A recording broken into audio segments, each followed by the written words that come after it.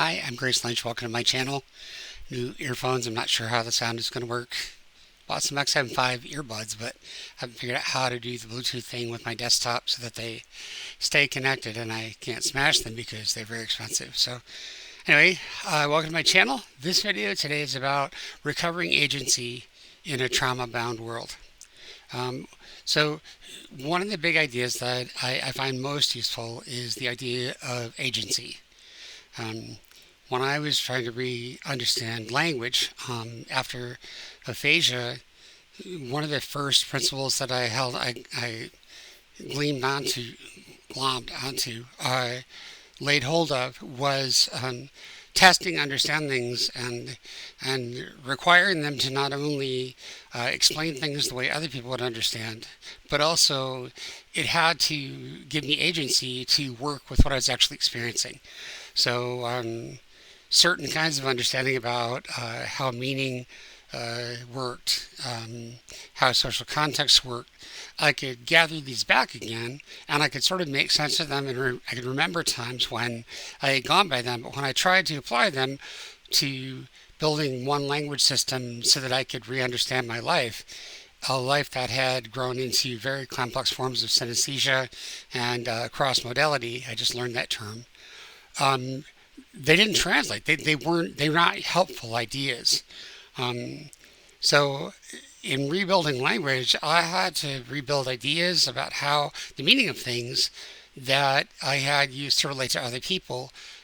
But in order for it to be a working language system for me, which was something that was being driven by a trauma reaction rather than just the desire for a nice language system, like a mathematical thing, it needed to be a way of understanding meaning that related to the outside world, but that I could also apply functionally and relate to myself and my own ongoing experience. And by that I mean, when I apply the understanding to my daily experience, I had to be able to reach conclusions that fit what I actually experienced. An understanding that didn't actually work in my life was a useless understanding. In the math world, I call it an extraneous solution to an equation. Um, and that is where a problem arises in a certain context, and in solving it, it gives rise to two solutions, but one of them, two or more solutions.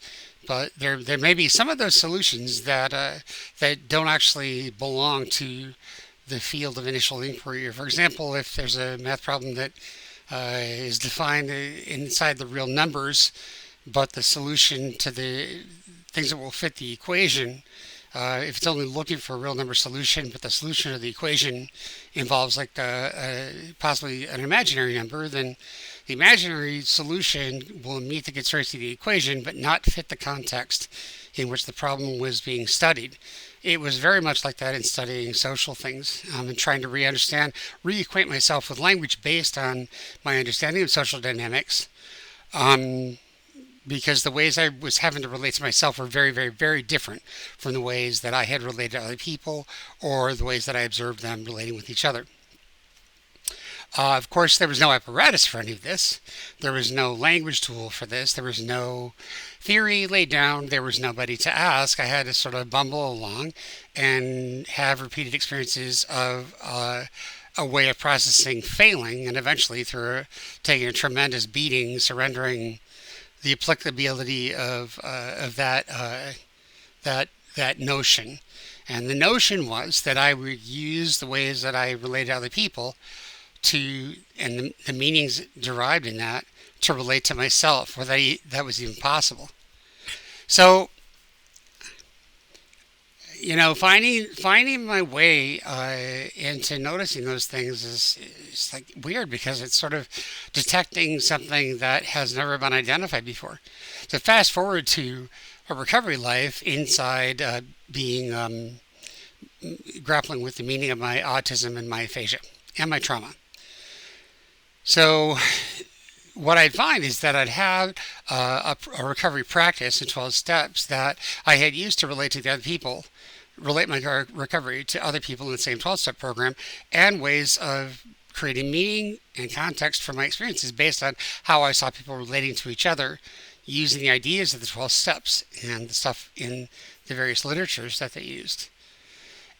except that when I finally learned that I have autism and I began exploring it as a phenomenon unto itself, and aphasia, and trauma, uh, brain injury, all of these, and synesthesia, then applying meaning that arose in relating to people that never have those experiences, or if they do, don't talk about them, was kind of useless. Uh, I mean, it's sort of like having a wonderful apparatus to talk about uh, carpentry skills and how to build houses and the different woods and the different tools and the different techniques, and trying to apply it suddenly to what to do on a planet where there has never been any wood. And that was what I was grappling with. Um, so when I came up with the idea of agency, the idea agency is the ability to act. And I realized that one of the big holes in my approach to the recovery, such as I'd understood it, that I had to outgrow was that I could have all the understandings or restore all the understandings that I wanted. They could work effortlessly in external contexts or in interpersonal contexts. But when they didn't work in the relationship with myself, I call that inner self context, then um, I would have to take note of that, because if I'm trying to build a life, I'm not trying to just make everything better. I'm trying to build a life where I can actually finally get back to living my life. One of the worst parts of having the meaning apparatus stripped from my mind was the lack of the ability to decide the meaning of my own experience ongoingly in a way that allowed me to take action, to be certain, like to feel safe, like, yes, the building is on fire, I want to get out of the building. Um, Making those decisions based on creating a working understanding is one of the most important human experiences I've ever known. It's there's nothing like it. And not having the ability to do that felt like life was happening to me or floating by overhead. And so that if I wanted to recover, it wasn't enough just to have an understanding that I could talk about with other people. It wasn't enough to have an understanding that me talking about my experience was more or less like the way other people talk with each other, so that I wouldn't have to be afraid of alienating them or appearing weird. There was a measure of having to figure out the experience, the understanding of my ongoing experience in a way that allowed me to survive in the outside world, but also allowed me to work out my own sense of what was happening to me in a way that then led me to know what to do about it. So when I'm sitting in my apartment and something smells funny, it's not enough to identify, yes, maybe something's on fire. I need to know what's on fire. Is it in my apartment? Should I go into the kitchen? What level of emergency is it? Is it happening in my apartment or outside my apartment? So then it's not enough to find generally what the meaning of an experience is. It's about finding the meaning of the experience in a way that allows me to take action, to know how to cope with the fact the experience happened to me and changed my life, and now I get to take action about how to be the person in the changed situation. I notice something's burning, and what I make sense of it. What do I do about it?